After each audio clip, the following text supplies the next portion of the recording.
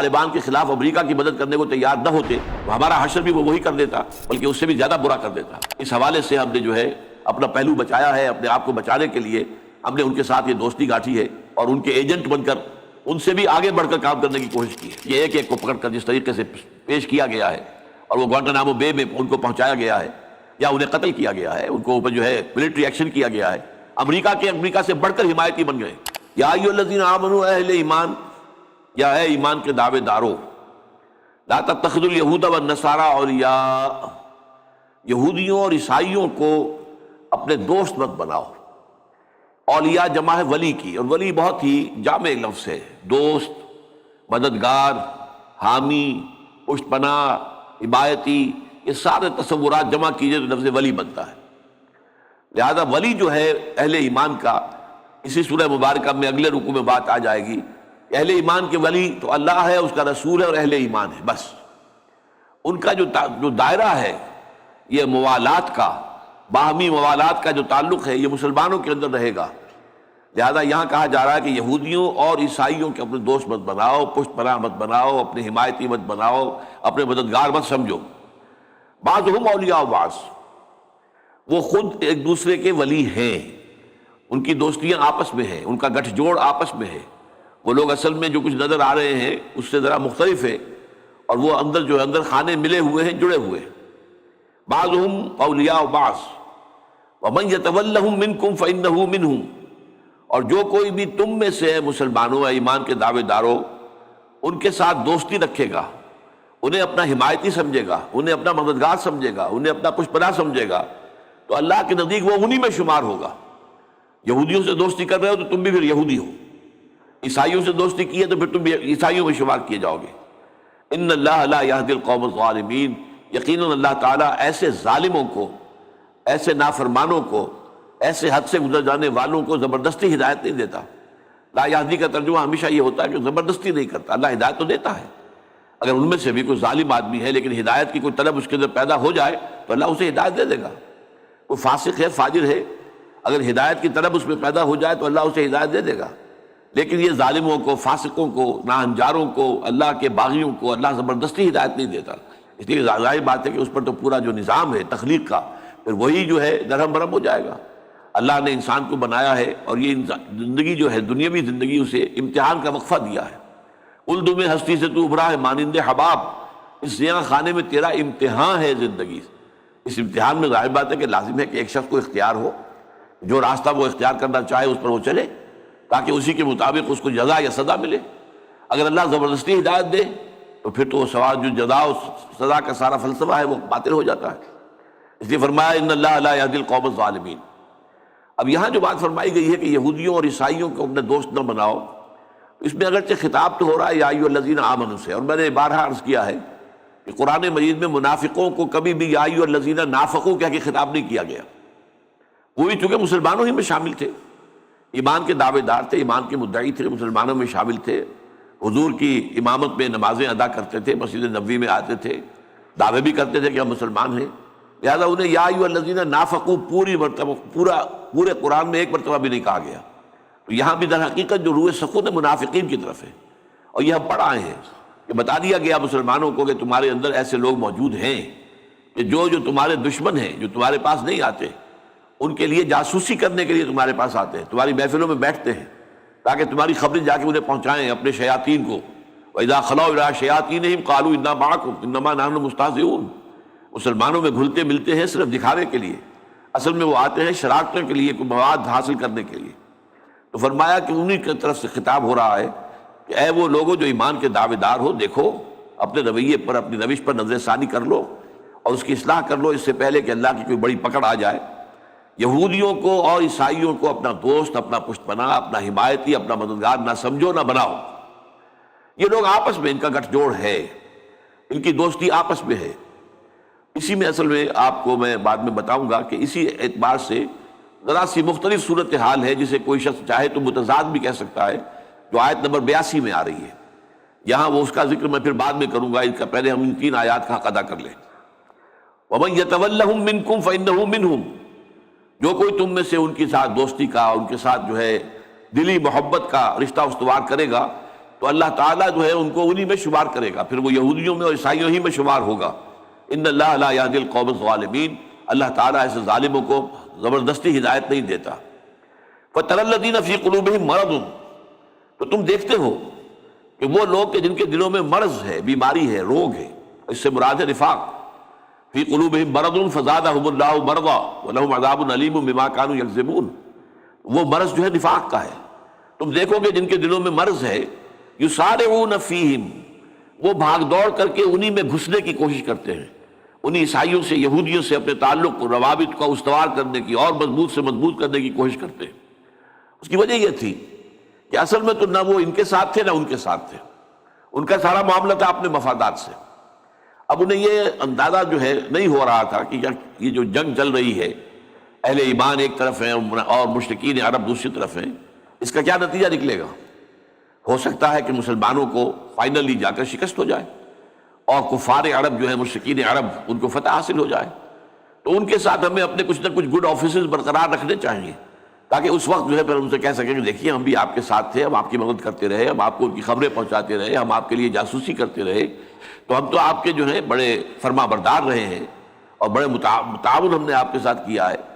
اور یہ بھی ہو سکتا ہے کہ مسلمانوں کو اللہ تعالیٰ فتح دے دے، فائنل وکٹری جو ہے اہل ایمان کی ہو جائے۔ تو اہل ایمان سے بھی اپنا تعلق بالکل منقطع نہیں کرنا ہے، ان کے اندر بھی جڑ کر رہنا ہے، ان سے بھی کہنا ہے کہ ہم تم ہی میں سے ہیں۔ تو اصل بات کیا تھی، یہ جو ہم اس سے پہلے پڑھا ہے، لا الہ الا ولا الہ الا، سورہ نساء میں، یہ منافق نہ ان کی طرف ہوتے ہیں نہ ان کی طرف ہوتے ہیں۔ ان کا سارا معاملہ جو ہے، ان کا قبلہ اور کعبہ جو ہے، وہ اپنے مفادات ہے، وہ اپنے مفادات کو دیکھتے ہیں اور اس کی تحفظ کے لیے ان کا یہ طرز عمل ہے کہ وہ ادھر بھی اپنے کچھ نہ کچھ چاہتے ہیں، گڈ آفیسز برقرار رہے، کچھ ان کے ساتھ بھی تعلق رہے، کچھ ان کے ساتھ بھی دوستی رہے، کوئی الیک سلیک رہے، اور ان کے ساتھ بھی تعلق رہے، ان کے ساتھ بھی دوستی رہے، ان کے ساتھ بھی کوئی نہ کوئی معاملات چلتے رہے۔ تو فرمایا فَتَرَى الَّذِينَ فِي قُلُوبِهِم مَرَضٌ يُسَارِعُونَ فِيهِم، وہ بڑی کوششیں کر کے، مسارعت کہتے ہیں ایک دوسرے سے آگے نکل کر، کہ میں اس سے بھی بڑھ کر آپ کا فرما بردار ہوں، آپ کا جو ہے میں بہی خواہ ہوں۔ یسارعون فیہم یقولون نخشی ان تصیبنا دائرہ، اور اپنے اس طرز عمل کی جو وہ توجیہ کرتے تھے کہ ہم ایسا کیوں کر رہے ہیں، تو کہتے ہیں، اور یہ کہنا جو ہے یقولون، یہ ضروری نہیں کہ زبان سے کہتے ہوں، بلکہ یہ ان کے دل کے اندر ان کا خیال، اس کو قرآن مجید قول کے لفظ سے تعبیر کر رہا ہے۔ ان کا کہنا یہ ہے، یا یوں نہیں، ان کا سمجھنا یہ ہے، نخشی ان تصیبنا دائرہ، ہمیں اندیشہ ہے کہ کہیں کوئی بہت بڑی مصیبت ہمارے اوپر نہ آ پڑے۔ دائرہ، کوئی شے کہ جو محیط ہو جائے، احاطہ کر لے، اور ہمارے اوپر مصیبت جو ہے ایسی آ جائے، تو اس سے ہم بچاؤ اپنا کرنا چاہتے ہیں۔ اس بچاؤ کے لیے ہم ان سے ملتے ہیں، جلتے ہیں، ان سے گفتگو کرتے ہیں، ان سے محبت کی پینگیں بڑھاتے ہیں۔ تو ہمیں چونکہ اندیشہ ہے کہ کہیں ہمیں بہت بڑا نقصان، بہت بڑا غضب نہ پہنچ جائے۔ اب یہ جو آیات ہیں، یہ ہمارے آج کل کے جو مسلمان حکمران ہیں ان پر 100% راست آتی ہے۔ اس دور کا منافق اور تھا، آج کا منافق اور ہے۔ وہ منافق جو تھے وہ جان بوجھ کر دھوکہ دیتے تھے مسلمانوں کو۔ یہ سب کے سب لوگ کیا ہیں، یہ کوئی دل سے جو ہے، یہ نہیں ہے کہ مسلمان نہ ہو، مسلمان تو ان کو وہ ہیں، کہتے ہیں مسلمان ہیں اور غلط نہیں کہتے، لیکن حقیقت ایمان سے محروم ہے۔ لہذا ان کا معاملہ بھی یہ ہے۔ اب جو معاملہ ہم نے کیا تھا طالبان کے ساتھ، امریکہ کی مدد کر کے، وہ گویا کہ اس ان آیات کا سب سے بڑا، بہت نمایاں اور کھلا اطلاق اس مسئلے پر ہوتا ہے کہ ہم نے مسلمانوں کی ایک حکومت قائم ہوئی افغانستان میں، 80، 85، 90% رقبے پر اس کا قبضہ ہو گیا، اور ہر طرف امن و ایمان کی کیفیت پیدا ہو گئی، کچھ اسلامی احکام بھی نافذ کیے جانے لگے، اور اس کے ثمرات و برکات بھی ظاہر ہونے لگے۔ اس کے بعد جو ہے باطل نے زبردست حملہ کیا اور ہمیں ایک دھمکی دی، اور ہمیں ایک دھمکی کے اندر ہی، دھمکی میں بیٹھ گیا کہ نباب نمرود تھا، دھمکی ہی میں مر گیا۔ تو یہ صورت ہماری ہو گئی، اور ہم نے ایسا جو ہے یو ٹرن لیا ہے۔ پھر آپ کو معلوم ہے کہ اگرچہ طالبان کی حکومت کو ہم نے سپانسر کیا، ہم نے مدد دی، سپورٹ کی بے نظیر بھٹو کی حکومت کے دور میں، اور یہ بابر صاحب جو پیپلز پارٹی کے بڑے لیڈر ہیں سرحد سے، وہ اس وقت جو تھے ان کے ذریعے سے مدد ہو رہی تھی، اور اس کے بعد بھی وہ مدد جاری رہی ہے۔ لیکن یہ کہ مشرف صاحب نے ایک ہی دھمکی میں وہ سارا معاملہ جو ہے تلپٹ کر کے رکھ دیا، اور انہوں نے بعد میں کہا بھی کہ ہمیں اندیشہ یہ تھا، کیونکہ دھمکی یہ دے دی گئی تھی کہ تمہیں پتھر کے دور تک پہنچا دیں گے، پھر دوبارہ یہ ساری ترقی وغیرہ جو تمہیں نظر آ رہی ہے، بمباریاں کر کے سارا ستیہ ناش کر دیں گے۔ تمہارا بجلی کا نظام، تمہارا پانی کا نظام، تمہارے یہ سارے مواصلاتی نظام جو ہے ہم بمبارڈ کر کے ان کو ختم کر دیں گے، پھر تم پتھر کے اور جو وہ لوہے کا اور دھاتوں کے دور کا جو زمانہ تھا اس میں تمہیں پہنچا دیں گے۔ اس دھمکی سے ہم نے اپنا موقف تبدیل کیا، اور یہی معاملہ جو ہے باقی تمام مسلمان حکمرانوں کا اس وقت۔ یقولون نخشى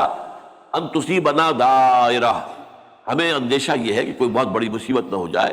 ہم اگر طالبان کا ساتھ دیتے یا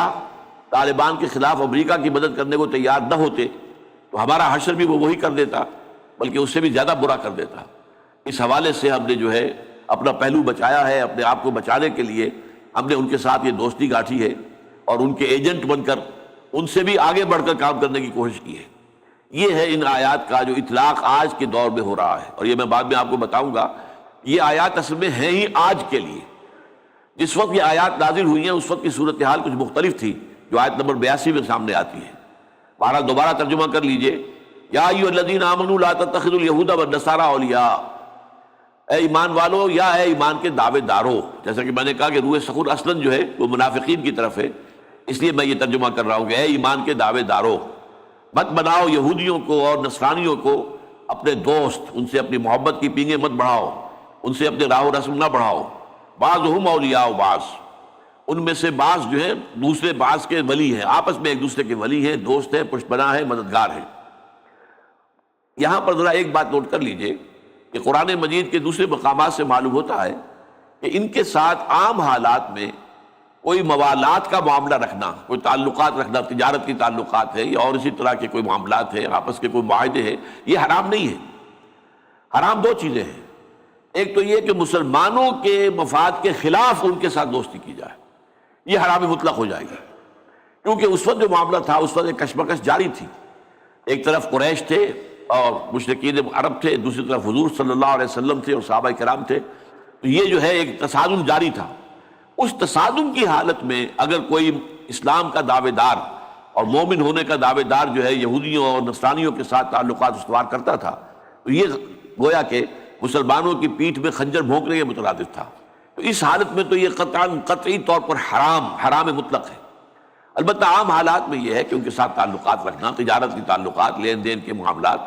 یا کوئی اور بھی معاہدات ہو سکتے ہوں کوئی بین الاقوامی سطح پر، جن سے کسی مسلمان کو کوئی نقصان نہ پہنچ رہا ہو،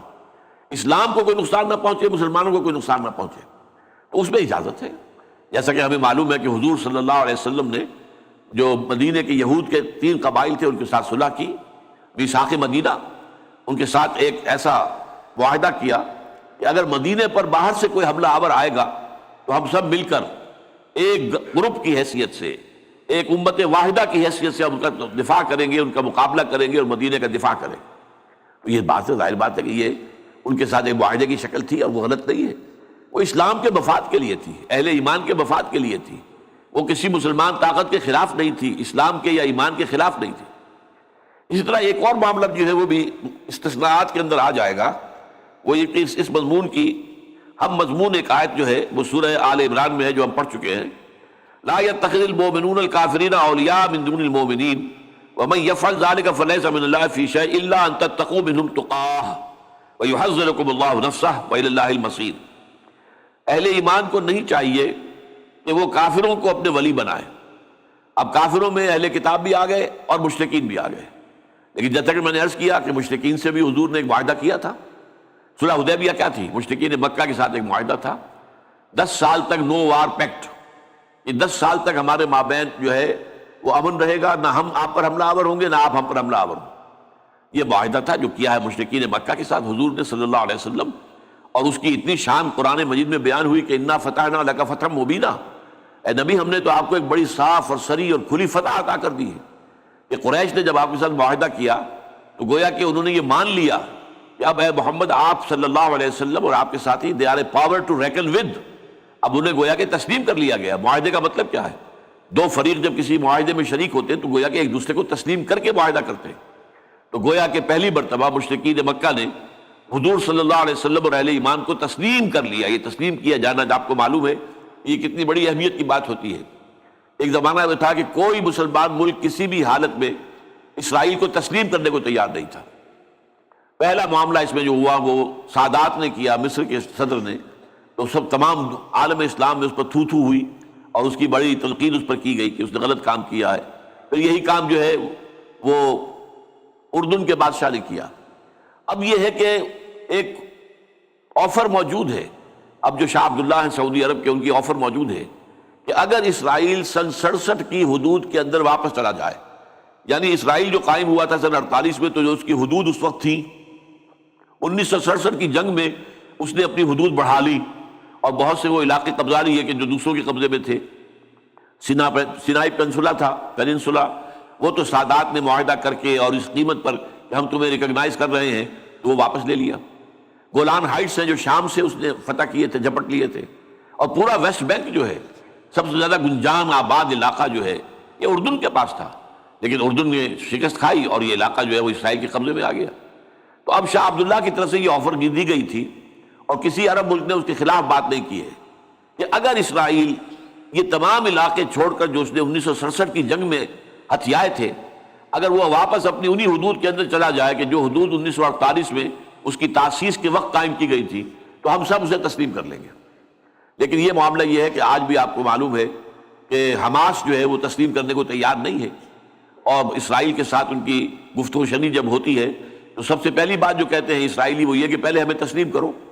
پھر تمہارے ساتھ کوئی معاملہ ہوگا۔ بہرحال میں نے عرض یہ کر رہا تھا کہ یہ تسلیم کرنا بہت بڑی بات ہوتی ہے۔ تو در حقیقت صلح حدیبیہ میں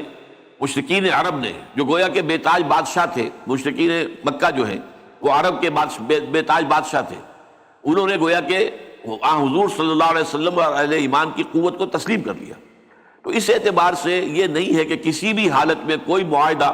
اہل کتاب سے یا کفار سے نہیں ہو سکتا۔ اہل کتاب سے حضور نے کیا، مدینہ کے جو یہودی تھے ان کے ساتھ، میثاق مدینہ کے نام سے مشہور ہے، اور مشرکین مکہ کے ساتھ کیا جو صلح حدیبیہ کے نام سے مشہور ہے۔ لیکن یہ ہے کہ یہ کسی مسلمان طاقت کے خلاف، کسی مسلمان قوم کے خلاف، کسی مسلمان گروہ کے خلاف یا اسلام کے خلاف یہ اتحاد نہیں ہونا چاہیے۔ یہ جو معاملہ ہوا افغانستان میں وہ اس دوسری کیٹیگری کا تھا۔ وہاں ایک مسلمانوں کی حکومت تھی، مسلمان قوم آباد تھی، ان کی ایک حکومت تھی، اور حکومت بھی ایسی تھی کہ اس کا رٹ جو ہے وہ چل رہا تھا تقریباً پورے ملک میں، 80، 85، 90% علاقہ ان کے زیر نگین تھا، اور ہر پورے علاقے کے اندر امن و امان قائم تھا، حکومت پوری طریقے سے قائم تھی، ویریلی ان دی سیڈل۔ تو اس حالت میں اس پر حملہ کر کے اور اس کو تتر بتر کیا گیا طالبان کو، یہ یقیناً ایسی بات تھی کہ اس حالت میں تو کوئی صاحب ایمان تصور ہی نہیں کر سکتا کہ وہ ان کے خلاف کسی طاقت کی اور کسی قوت کی مدد کرے، خواہ وہ طاقت کتنی بھی بڑی نظر آتی ہے۔ لیکن سب سے بڑی طاقت تو اللہ کی ہے، بندہ مومن کا تعلق اللہ کے ساتھ ہوتا ہے، چاہے سول سپریم پاور اور ارتھ اس وقت امریکہ ہے، لیکن یہ کہ حقیقت میں جو civil supreme power of the universe ہے وہ تو اللہ تعالیٰ ہے۔ جیسے کہتے ہیں فوق کل ذی علم علیم، تو ہر طاقتور کے اوپر ایک طاقتور موجود ہے، اور تمام طاقتوروں کے اوپر سب سے بڑا طاقتور اللہ ہے۔ اس حوالے سے البتہ ایک اور تیسری شکل ہو سکتی ہے۔ میں نے عرض کیا کہ ایک شکل یہ ہے کہ نہ تو کوئی مسلمان کے خلاف کوئی معاملہ ہو رہا ہو اور نہ ہی اسلام کے خلاف، تو کوئی معاہدہ جو ہے کرنا، آپس کے تعلقات جو ہیں ان کو استوار کرنا، وہ کوئی غلط بات نہیں ہے۔ اور ایک یہ ہے کہ کسی مسلمان قوت جو ہے اس کے خلاف معاملہ ہو رہا ہو، تب قطعاً اس کی اجازت نہیں ہے کہ کوئی معاہدہ کیا جائے اور مسلمانوں کے خلاف کسی مشرکین یا یہودیوں یا عیسائیوں کی مدد کی جائے۔ ایک تیسری شکل یہ ہے کہ مسلمان کہیں پر کمزور ہو اور انہیں حکومت کا یا جو بھی آس پاس کی طاقتور قوتیں ہیں ان کا اندیشہ ہو، اور یہ محسوس کرتے ہو کہ ہم ان کا مقابلہ کرنے کی پوزیشن میں نہیں ہیں، تو ان سے ظاہری طور پر ایک ظاہری دوستی کا تعلق استوار کر لیں۔ یہ ہے وہ جو سورہ آل عمران کی آیت میں آیا ہے، لا يتخذ المؤمنون الکافرین لا يتخذ المؤمنون الکافرین اولیاء من دون المؤمنین، اہل ایمان کافروں میں سے کسی کو اپنا ولی نہ بنائیں، اپنے پشت پناہ، ساتھی، مددگار، محبت کرنے والا نہ بنائیں اہل ایمان کو چھوڑ کر یا اہل ایمان کے خلاف۔ وَمَن يَفْعَلْ ذَلِكَ فَلَيْسَ مِنَ اللَّهِ فِي شَيْءٍ، اور جو کوئی یہ حرکت کرے گا تو پھر اس کا اللہ کے ساتھ کوئی تعلق نہیں۔ آج جو ہم نے آیت پڑھی اس میں یہ ہے کہ وَمَن يَتَوَلَّهُم مِّنكُمْ فَإِنَّهُ مِنْهُمْ، جو کوئی بھی تم میں سے ان کے ساتھ دوستی اور دلی محبت کا تعلق استوار کرے گا پھر اللہ کی نگاہوں میں وہ انہی میں شمار ہوگا، وہ بھی یہودیوں میں اور عیسائیوں میں شمار ہوگا۔ وَمَن يَفْعَلْ ذَلِكَ فَلَيْسَ مِنَ اللَّهِ فِي شَيْءٍ إِلَّا أَن تَتَّقُوا مِنْهُمْ تُقَاةً، ہاں اگر تم ان سے بچنے کے لیے، کسی کے شر سے بچنے کے لیے بھی بسا اوقات جو ہے وہ انسان اس کی کوئی تھوڑی سی ظاہری طور پر کوئی اس کا کوئی عزت کر دیتا ہے، کوئی مدارات جس کو کہتے ہیں اردو زبان میں مدارات، تو بعض وقت کو ظاہری مدارات کی حد تک، لیکن یہ کہ اس کو بھی پھر جب آگے کھینچ لیا جائے ربڑ کی طرح تو پھر یہ اہل تشیع کا تقیہ بن جاتا ہے کہ دل میں تو آپ سمجھتے ہیں ان کے خیال کے مطابق، نعوذ باللہ من ذالک، قطعاً یہ بات صحیح نہیں ہے کہ حضرت علی یہ سمجھتے ہو کہ حضرت ابو بکر صدیق کی خلافت جو ہے وہ غاصبانہ ہے اور غلط ہے اور باطل ہے اور ظالم ہے، اور پھر بھی تعاون کر رہے ہو، اور حضرت عمر کی خلافت جو ہے غلط ہے اور باطل ہے اور پھر بھی تعاون کر رہے ہو، اور تعاون بھی اس درجے کا کہ حضرت عمر فرماتے ہیں لولا علی لہلک عمر، اگر علی نہ ہوتے تو عمر تو ہلاک ہو جاتا رضی اللہ تعالی عنہما۔ اس کی وجہ کیا تھی؟ آپ کو معلوم ہے حضرت عمر کے زمانے میں اس تیزی کے ساتھ جو ہے دارالاسلام کی حدود بڑھی ہے، اتنا بڑا علاقہ آ گیا ہے کہ اس کا انتظام کرنا کوئی آسان کام نہیں تھا۔ یہ حضرت علی تھے رضی اللہ تعالیٰ عنہ جنہوں نے وہ سارا انتظامی معاملہ سنبھالا ہے۔ یعنی یوں سمجھیے کہ آج کی اصطلاح میں ہم کہہ سکتے ہیں کہ ہوم منسٹر یا یہ کہ چیف سیکریٹری جو تھے اس حکومت کے خلافت راشدہ میں حضرت عمر کے دوران، وہ در حقیقت حضرت علی تھے۔ سارے دیوان انہوں نے مرتب کیے ہیں، سارے رجسٹر انہوں نے مرتب کیے ہیں، آبادی جو ہے اس کا سینسس کیا ہے، سارا معاملہ کیا حضرت علی نے رضی اللہ تعالیٰ عنہ۔ تو حضرت عمر فرماتے ہیں کہ لولا علی لہلک عمر، اگر علی نہ ہوتے اور ان کا یہ تعاون نہ ہوتا میرے ساتھ تو میں تو ہلاک ہو جاتا، یہ ساری ذمہ داری میں کیسے سنبھالتا۔ تو یہ ایک بالکل دوسری بات ہے کہ یہ سمجھا جائے کہ یہ سارا تقیہ میں ہو رہا تھا، قطعاً نہیں، معاذ اللہ ثم معاذ اللہ ثم معاذ اللہ۔ البتہ یہ کہ کسی وقت عارضی طور پر مجبوری میں، جیسے کہ آپ کو معلوم ہے کہ مجبوری میں جان بچانے کے لیے کلمہ کفر بھی کہا جا سکتا ہے، قرآن مجید میں صحیح اجازت دی گئی ہے، لیکن یہ کہ دل کے اندر جو ہے کوئی کیفیت نہ آئے کفر کی، زبان سے کوئی کلمہ کفر کہہ کے اپنی جان بچا لی جائے تو اجازت ہے، اگرچہ رخصت ہے، یہ عزیمت نہیں ہے، لیکن رخصت جو ہے وہ بھی جائز تو ہوتی ہے نا۔ آپ کے علم میں ہے کہ یہ 3 افراد کا خاندان جو تھا، حضرت سمیہ رضی اللہ تعالی عنہ اور ان کے شوہر یاسر رضی اللہ تعالی عنہ اور ان دونوں کے بیٹے حضرت عمار ابن یاسر، ان تینوں پر شدید ترین تشدد کیا، ٹارچر انتہائی درجے کا، جس کا کہ آپ تصور بھی نہیں کر سکتے، اور آخر میں تنگ آ کر کہا کہ ایک دفعہ تم کہہ دو کہ ہاں ان بتوں میں بھی کچھ حقیقت ہے، یہ بھی ہیں، کسی درجے میں ہم مانتے ہیں، میں تمہیں چھوڑ دوں گا۔ لیکن حضرت یاسر، حضرت سمیہ، دونوں نے یہ کلمہ کفر زبان سے نکالنے سے انکار کر دیا، جان دے دی، اس نے ہلاک کر دیا۔ لیکن حضرت عمار ابن یاسر نوجوان تھے، بس ان سے جھیلا نہیں گیا،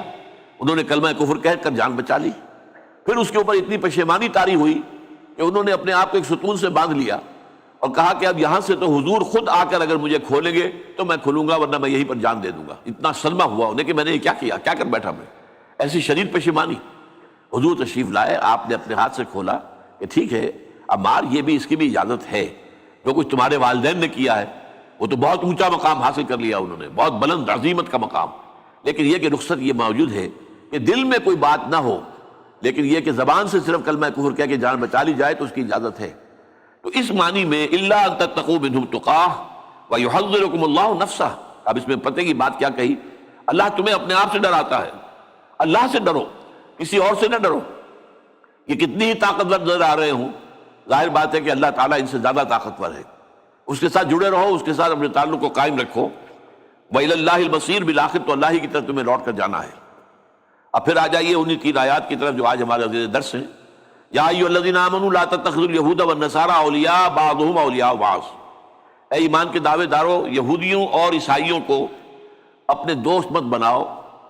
وہ خود ایک دوسرے کے دوست ہیں، اور جو کوئی بھی دوستی کرے گا ان سے، تعلقات استوار کرے گا ان سے، فَإِنَّهُ مِنْهُمْ، وہ انہی میں شمار ہوگا۔ إِنَّ اللَّهَ لَا يَهْدِي الْقَوْمَ الظَّالِمِينَ، اللہ تعالیٰ ظالموں کو زبردستی ہدایت نہیں دیتا۔ فَتَرَى الَّذِينَ فِي قُلُوبِهِم مَرَضٌ يُسَارِعُونَ فِيهِمْ يَقُولُونَ نَخْشَىٰ أَن تُصِيبَنَا دَائِرَةٌ، تو تم دیکھتے ہو کہ جن لوگوں کے دلوں میں مرض ہے، روگ ہے، یا تو نفاق ہے یا ایمان اگر ہے تو اتنا کمزور ہے کہ وہ انہیں کسی اچھے طرز عمل پر آمادہ نہیں کر سکتا، صبر اور مصابرت کی تلقین نہیں کرتا، تو وہ انہی کے اندر گھسے جا رہے ہیں اور گھسے جا رہے ہیں، وہ ٹھوکریں مار رہے ہیں۔ آپ نے دیکھا کتنی مرتبہ اتنا کچھ کیا ہے ہماری حکومت نے طالبان کے خلاف، خاص طور پر القاعدہ کے، وہ بیچارے مسلمان جو اس زمانے میں جبکہ روسیوں کے خلاف جنگ جاری تھی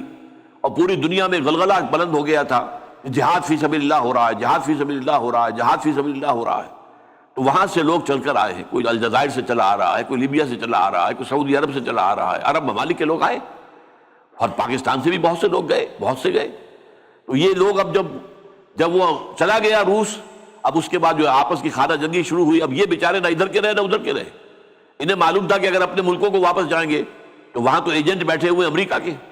وہ ہمیں فوراً پکڑ کر اور جیل میں ٹھونس دیں گے، لہذا وہ یہاں رہنے پر مجبور تھے۔ وہ منتظر رہے کہ کوئی شکل بہتری کی نکل آئے، اللہ نے پیدا کر دی۔ وہ طالبان اٹھ کھڑے ہوئے اور طالبان کو اللہ تعالیٰ نے فتح عطا کی اور بہت آسانی کے ساتھ ان کے لیے راستہ ہموار کر دیا۔ تب ان کے لیے دوبارہ پھر ایک موقع ہو گیا کہ طالبان کے خلاف جو کام کر رہے تھے شمالی اتحاد والے، پھر ان کے خلاف جنگ ہوئی، انہوں نے حصہ لیا۔ اب اس کے بعد جب وہ معاملہ ختم ہو گیا، اب امریکہ صاحب آ گئے، اور ان کے بعد اب بیچارے یہ کہاں جائیں؟ یہ کوئی پاکستان میں آ کے پناہ لی ہے، کچھ جو قبائلی علاقے کے اندر آ کے پناہ لی ہے، لیکن یہ کہ ایک ایک کو پکڑ کر جس طریقے سے پیش کیا گیا ہے اور وہ گوانٹانامو بے میں ان کو پہنچایا گیا ہے یا انہیں قتل کیا گیا ہے، ان کو اوپر جو ہے ملٹری ایکشن کیا گیا ہے، یہ سارا کام کیا ہے؟ یسارعون فیہم، ہم ان کے لیے کوشش کر رہے ہیں۔ امریکہ سے بڑھ کر حمایتی بن گئے، اور ان کا حال یہ ہے کہ ہم جو بھی کچھ کر لیں وہ کہتے ہیں do more do more do more, اور کرو اور کرو اور کرو،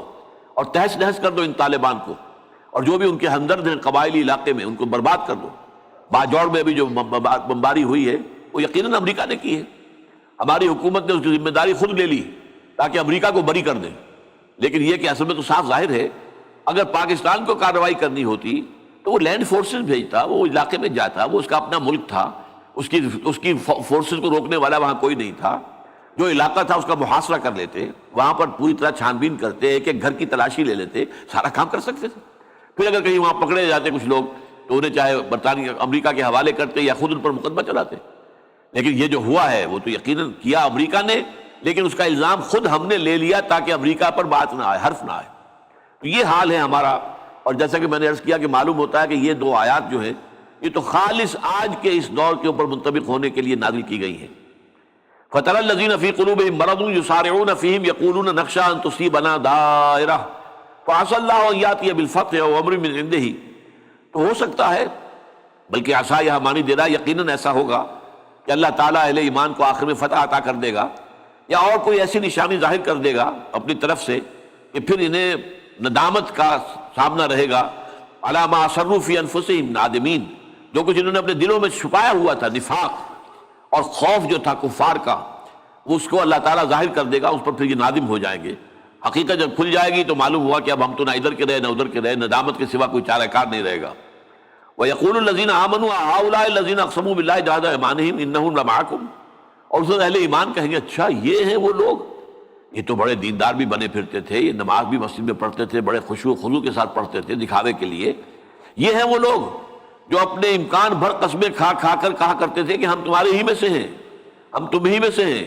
جَهْدَ أَيْمَانِهِمْ إِنَّهُمْ لَمَعَكُمْ حَبِطَتْ أَعْمَالُهُمْ فَأَصْبَحُوا خَاسِرِينَ، ان کے سارے اعمال، وہ جو نمازیں پڑھتے تھے مسجد نبوی میں آ کر حضور کی امامت میں، اور بھی جو کچھ کام وہ کرتے ہوں گے، دل پر جبر کر کے جو انفاق کرتے ہوں گے اللہ کے راستے میں، جو زکوٰۃ ادا کرتے ہوں گے مجبوراً، ان سب کے عمل جو ہیں وہ سارے کے سارے عمل حبط ہو جائیں گے، ضائع ہو جائیں گے، ان کا کوئی اجر و ثواب انہیں نہیں ملے گا،